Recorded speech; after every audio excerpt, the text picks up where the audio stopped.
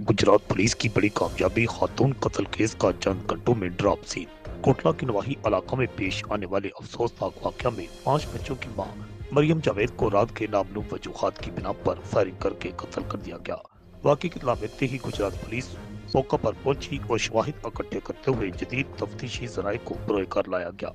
DPO Gujarat Rana मफरूक की sushi निगरानी और हदायत पर वाकया की संगीनी के पेश नजर फौरी तौर पर मुख्तलिफ पुलिस टीमें तश्कील दी गई, जिन्हें पेशावराना महारत से चंद ही घंटों में मरियम जावेद मकतूला के कत्ल में मुलव्वस उसके शोहर तनवीर उर्फ बग्गा सकना कोकराली को आला कत्ल समेत हिरासत में ले लिया। पुलिस के मुताबिक कानून के तकाजों को पूरा करते हुए गिरफ्तार मुलजिम से तफ्तीश की जा रही है। वाकई के तमाम हरकत का बरीक बिनी से जायजा लिया जा रहा है ताकि मुकम्मल हकायक सामने आ सके।